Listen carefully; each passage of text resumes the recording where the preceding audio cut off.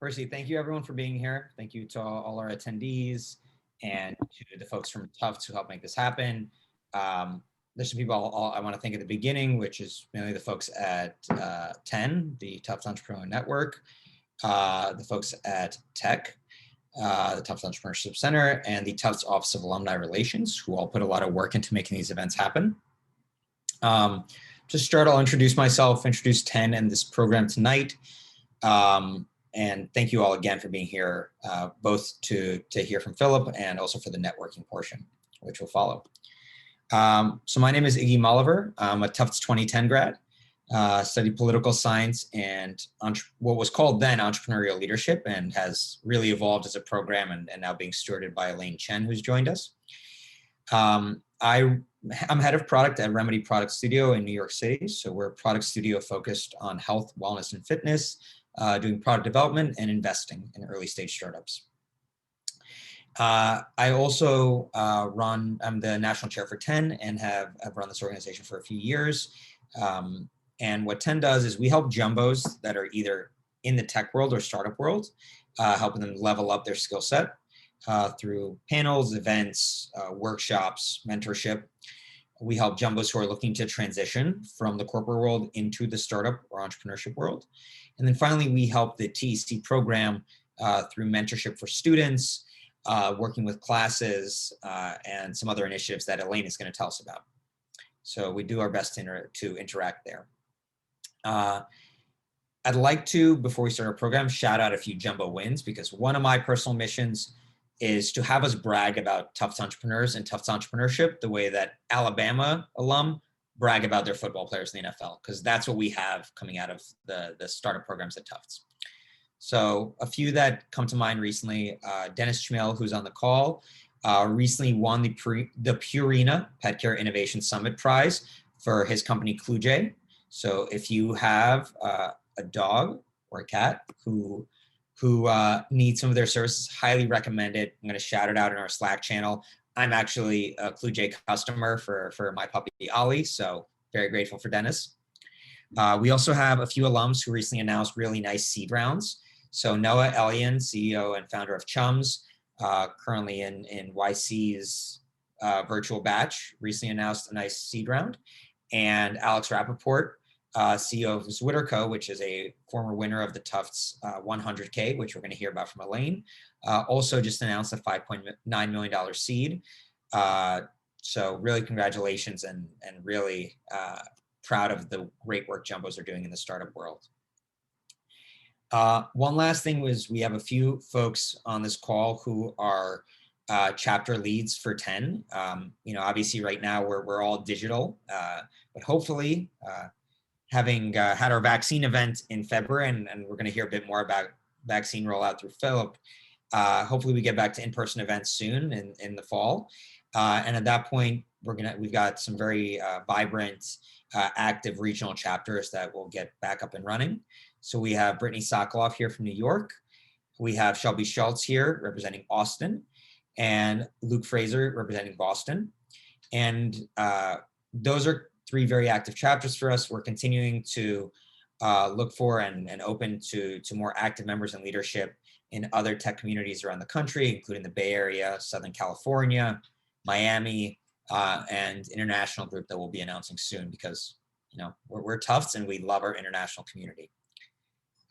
Before I introduce Philip and start our fireside, I'm going to kick it over to Elaine for some announcements from the program.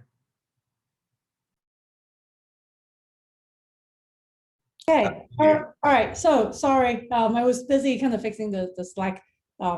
So hopefully the new Slack link works. Hi, my name is Elaine Chen. I'm the director of the Tufts Entrepreneurship Center, and I'm a professor of practice in entrepreneurship. And I joined Tufts in September, and I feel like I've met at least half of you, if not more. But if I haven't met you, welcome.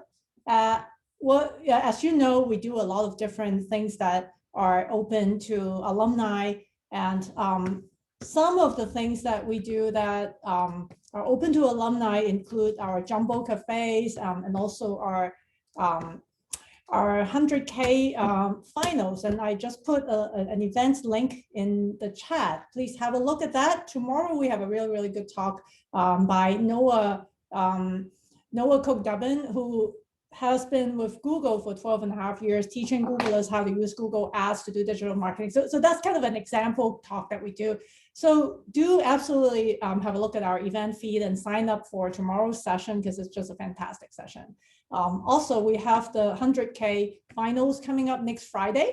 And this year we have 15 teams advancing to finals. And a lot of our semifinal judges said that this was the strongest year ever. Well, maybe they're nice, but maybe they are right. So absolutely sign up to join our 100K finals, and look forward to seeing you in our events. Thank you, Elaine. For those of you who have not met Elaine, who have not interacted with her, her door is always open. I'm sorry for opening your time like that, and I highly recommend it. She's done so many impressive things in entrepreneurship, and we're really fortunate to have her leading the program now. Let me start by introducing our featured speaker for our fireside chat, Philipp Tsipman. Philipp was actually one of the first people I met in kind of the Tufts startup community in New York. I grew up in New York, but when I came back, I was fortunate enough to meet Philipp very early on. Philipp is a 04 graduate of Tufts. He's the founder and CEO of AudioMint, which we'll hear a bit about. AudioMint is a new platform for creative entrepreneurs looking to grow and monetize online communities. And communities is going to be a real theme with Philipp. So before that, he founded Outfox AI, which is a platform for automating advertising for social good clients across the country, including plenty of political and nonprofit causes. As part of that, he launched Creatives for Georgia, which was a 995-person effort across the country of politically engaged marketing and creative professionals that contributed to the Georgia Senate runoff. We'll be hearing about that too. And most recently, and probably very relevantly for a lot of us, Philipp was on the launch team for the New York City Vaccine List.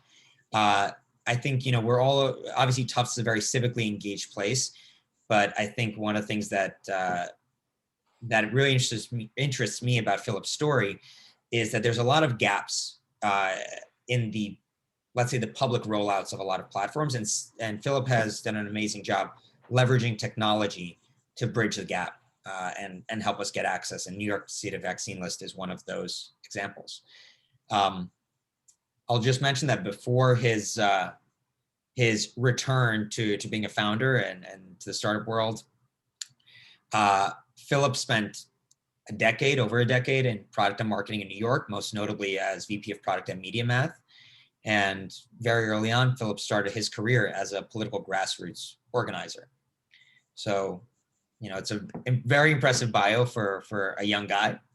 And so thank you for joining us, Philipp. It's incredible you get to do all of that, plus 2 kids and, life in the city. All of that is very impressive. And on a personal note, as a Soviet refugee, it's always a pleasure to speak to another Soviet Russian refugee and have you for an event like this. So thank you for joining us. I did my best on your bio, but you did awesome on my bio. And I just got to say, so Iggy was also one of the first people I met who was an entrepreneur in New York. And at that time, it wasn't even that long ago, right? But it was like the leadership program was just like kind of happening. And it was, I would go to all of these networking events in New York, and it was like, are you a lawyer? No. Okay, so what do you want to talk about? and Iggy was like, oh, wow, let's do entrepreneurship. And it was amazing. And I think since then, I'm just so excited of all of these things having come together, and kind of the community really coming together, because it just really felt like it was like, wow, all the Harvard and Stanford folks, they're sure got this figured out. What are we doing here? So this is really exciting. And Brittany, thank you so much for being here and for leading the charge in New York, and all the love. Awesome. Well, Philipp, tell me what I missed. I feel like there's some obviously we're going to dig into some of the specific experiences that I mentioned and some questions I have for you, but is there anything about your bio or maybe from your time at Tufts to starting your career that maybe you want to highlight that I missed? Well, I'm like a very like Tufts entrepreneur. Like it's really funny because it's like it's my undergrad was in econ, and I did like Epic and like a lot of like international development stuff. I went abroad to Madrid junior year, so Tufts was like such a huge reason for why I have done the things that I do, right? That it's fun to come back and just sort of look at that journey and say, okay, so how are all of these things sort of like springing up, and like how do we kind of like reach back? So like I hope that the networking session is exciting. I hope the conversation really continues after this, because I think that like I imagine that's going to be true for a lot of folks here, right? Is like you're doing things that are different than if you went to a different school. So like, hey, if there's a way to kind of bring that back, and for me, it's been a little bit of public health, and I took a really great class with David Goot in engineering school on on health and engineering back in Talwar, right? It's been, obviously an involvement in politics and the Tisch program, right? So, so many of these connections are just like so close to my heart.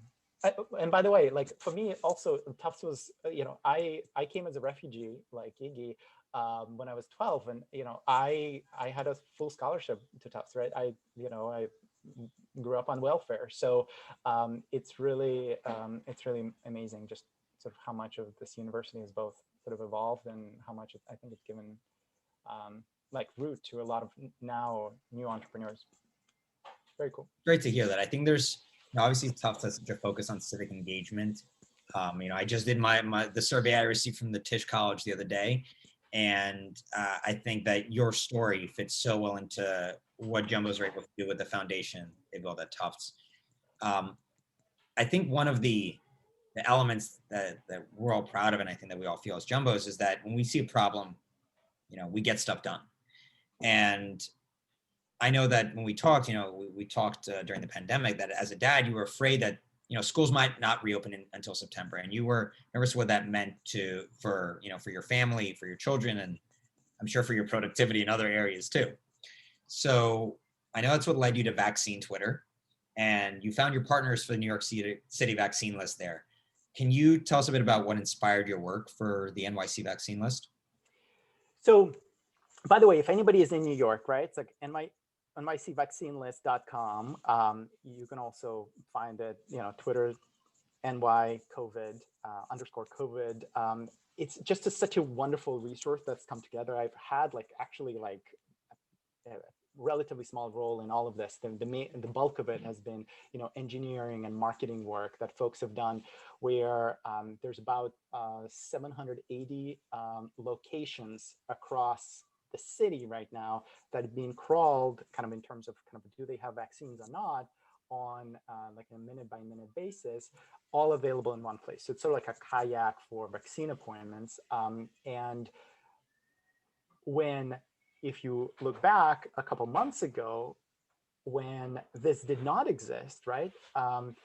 You had folks, and at that point, it was like 80-year-olds, right? Like trying to find appointments in a system that was like, you actually go to 129 different websites and go and type in your information to check if there is an appointment there or not, right? So it was just such a scary moment where for me, like I think for a lot of folks, right, like you sort of assume that things are kind of happening, right, like behind the scenes, like, okay, this is not my area, but like, whoever's in charge of the city's got this figured out, right? And there was sort of this this very obvious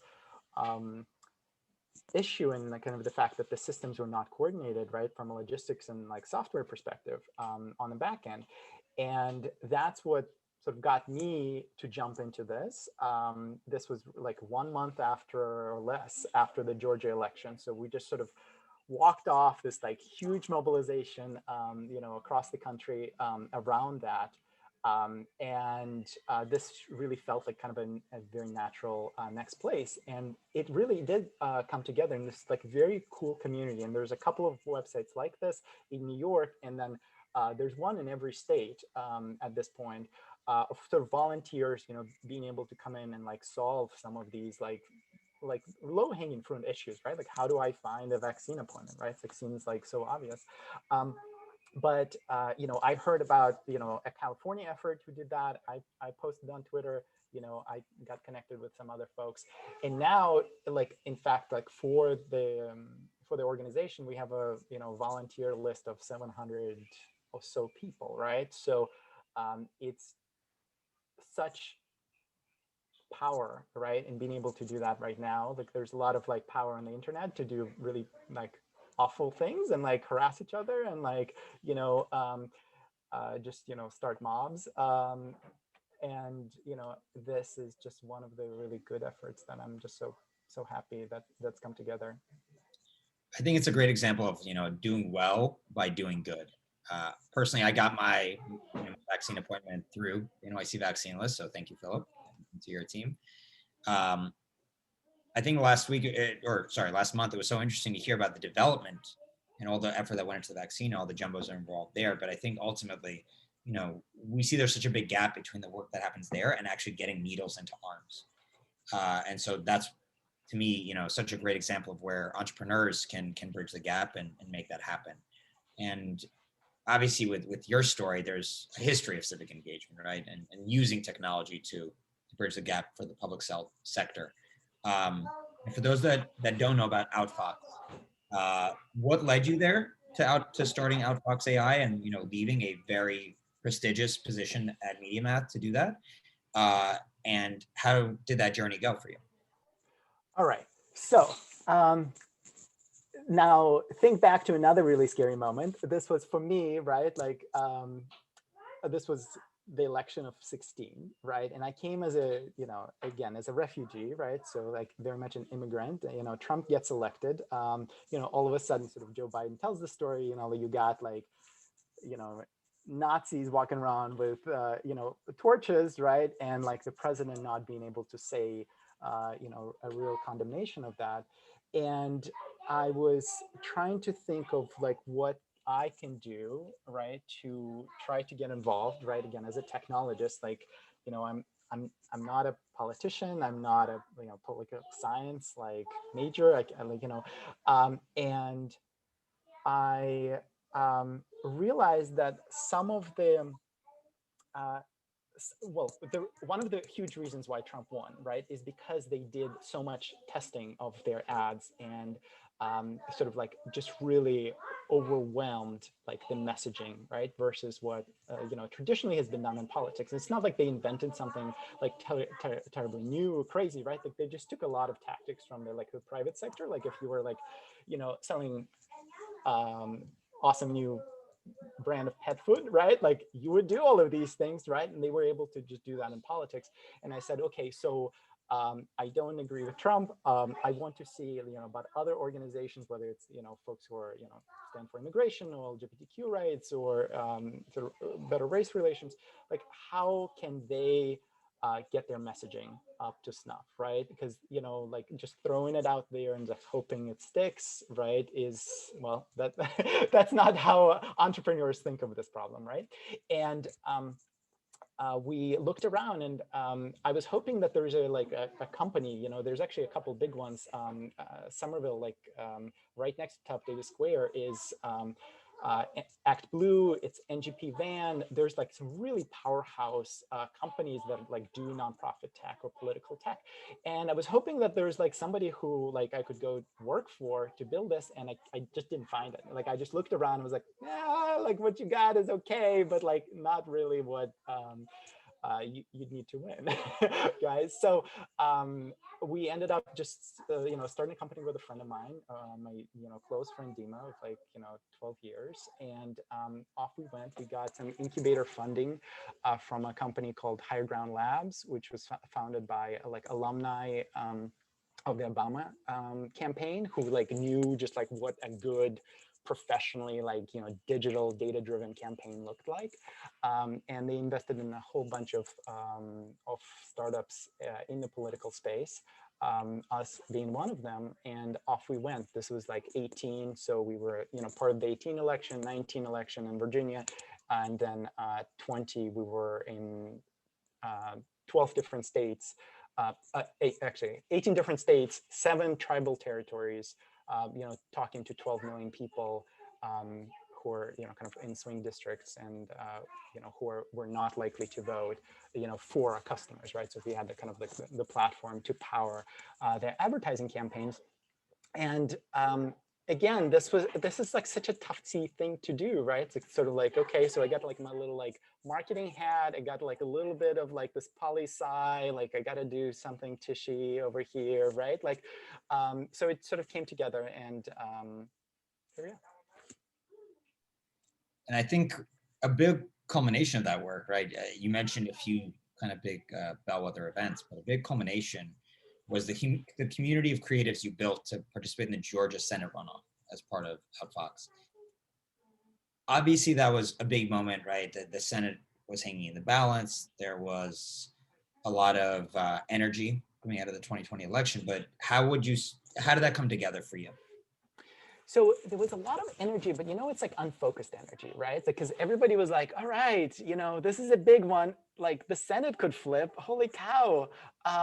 But in fact, if you looked at it, just kind of from a political perspective, right? Like the Republicans actually poured in like 3 times more money than the Democrats into the race. Like a lot of kind of on the progressive side of the world, like a lot of folks were just so happy that Biden won, like really didn't believe that like Georgia could ever like be winning. Like, so like, it was just like kind of like, it was like a discussion point for everybody, right? But in terms of actually like folks saying like, okay, so whichever side you're on, right? It's like, let me figure out like an entrepreneurial way of getting involved. I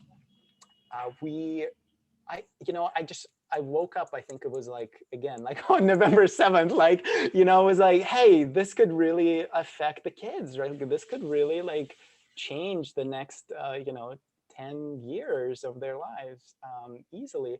And I again, like went out on Twitter. I think there's a theme here, right? It's like, and was like, hey guys, like, who wants to get involved, and do some marketing in this environment? And we got first 20 people who signed up on this little type form that I put out. And I was like, okay, so I'm going to talk, okay, like somebody's a designer, somebody's a website person, somebody's like an ads pro, like Elaine's bringing tomorrow, right?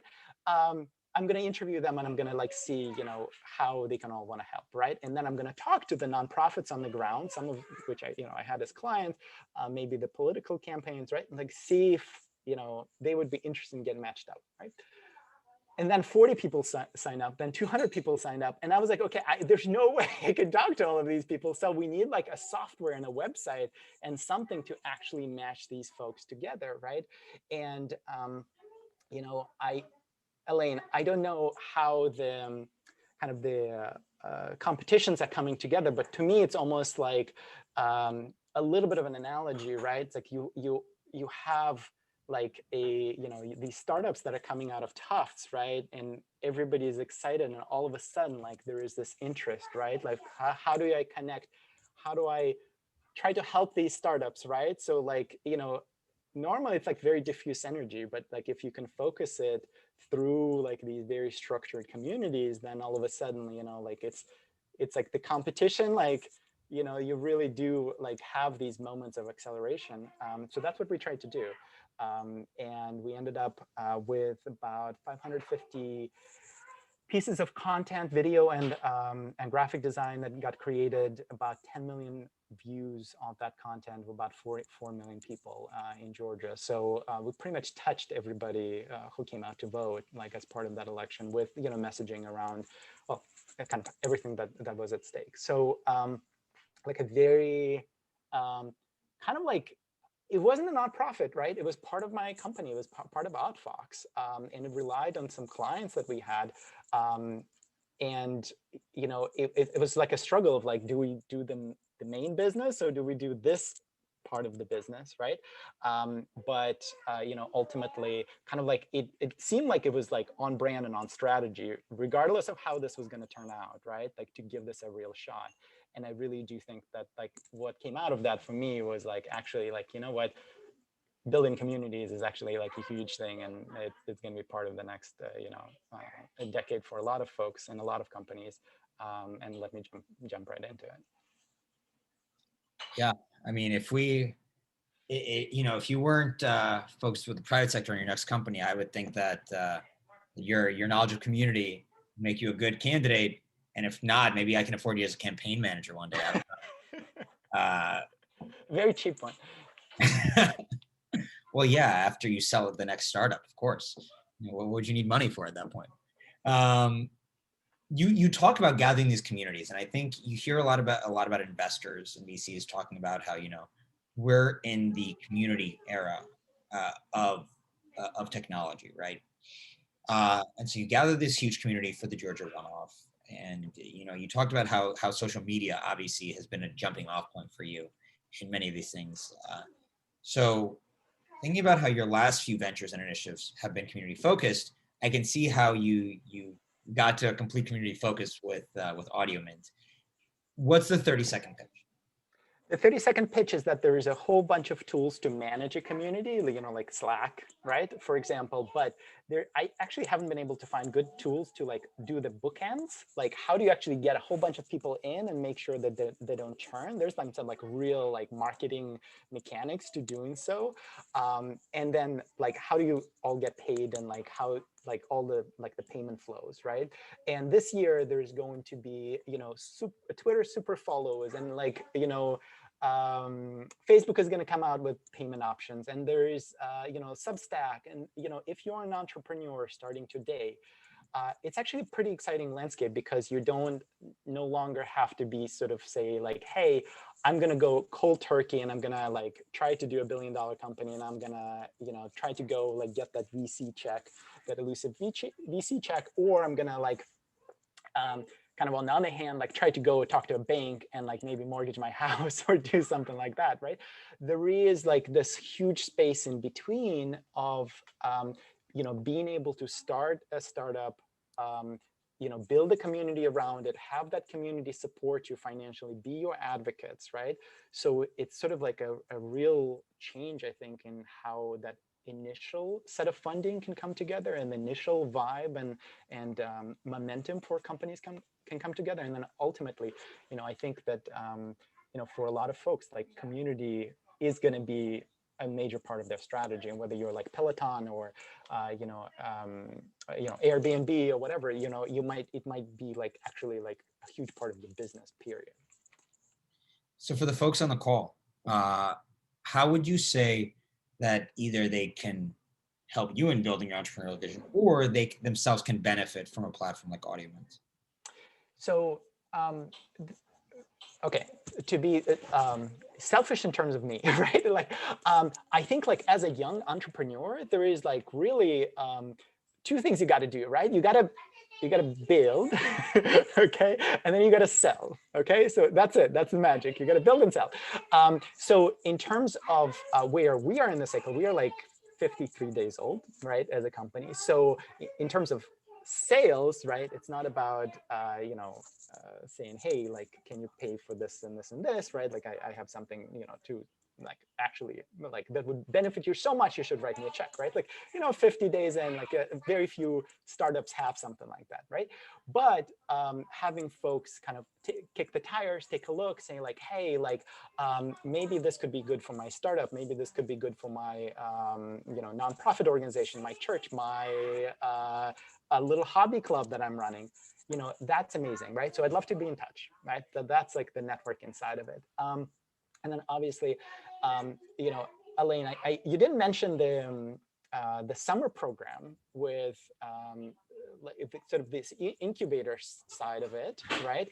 But again, like I'm fundraising so I can build more stuff, right? Like I think every entrepreneur is like really trying to get smart about all these like different funding options, right? And what's possible. And the landscape is changing so much, like even from a couple of years ago. I think obviously, like for me, that's the second part of it. And to tie it to your other question, like, all right, so like, what's the hook? I think the accelerator program is something I'm actually incredibly excited about. Because Elaine, correct me if I'm wrong, it's for alumni, it's part-time and it's free? Well, it depends on how far into the alum journey, right? So if you graduated when I graduated, yeah, well, you're automatically kind of funneled to the self-guided version. But if you graduated last year, then you can very much be applying to the full-time. But the deadline was like last Friday. So for the self-guided, if you haven't applied, you can certainly email me. By the way, I'm happy to sell you the accelerator during the networking. So come see me if you want to learn more. Sometimes because Good plug. we're saving soon. So- And guess what? I think I see the first Today we audio watched there. Bluey. Yes. So Iggy, so I hope that helps to answer the question, right? In terms of, I think all of us trying to build these connections, right? It's like the power of the network, is so much greater than the individual parts, right? And honestly, where I hope this helps folks, right, is in trying to, no matter kind of like which part of the journey you're on, right, like to try to grow that network that you have, because if you're jumping into the tech industry, like you have to grow your network for yourself, right? If you're starting a young startup, right, like you have to build your core advocates around it. And obviously, if you're a bigger company, that that propels you forward. So I'm excited about it. So what's the best way for folks to get in touch with you if they want? Audiomint.co/PTSI is my profile on Audiomint. You can also have one, and it has my contact info right there. Perfect. So we have a question that came in from Brittany, New York, that I want to tackle. So looking back to the trend with voting, how do we use technology to counter some of the new voting laws that you've seen put in place recently that look like they might lead to renewed voter suppression? Do you see that as something that's important for a company like Outfox? So such a good question. So first of all, it's so crazy. It's like, it really shouldn't be a political thing, right? It's like, okay, more voting. God bless, right? It's like, this is the history of this country, is like, we started with 6% of the population being able to vote, right? And have been increasing it, right? So like, we're at a moment where like, we should be continuing that trend, right? But in terms of what's actually possible, I think that there is, in fact, now a whole bunch of political tech that's out there, right? And I mentioned a couple of the companies.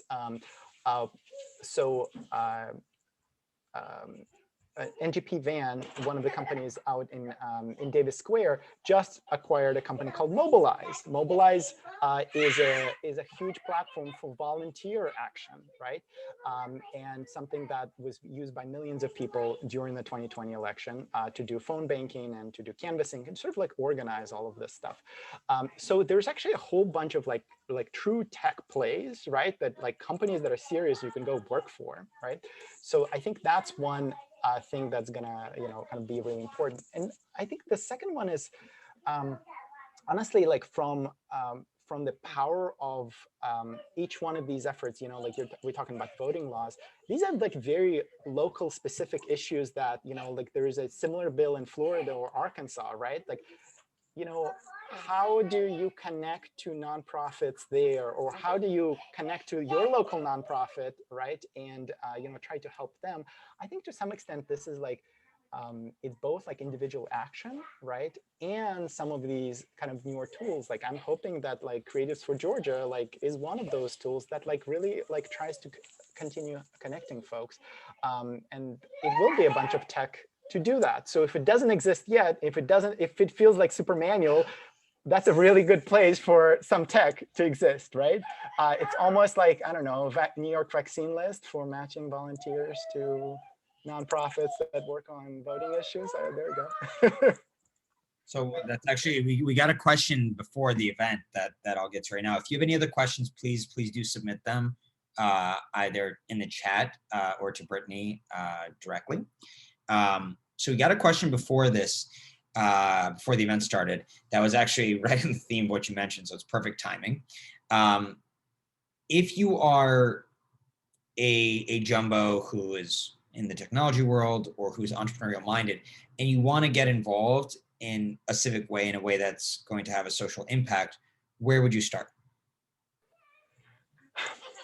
So the very first place I would look at is idealist.org, right?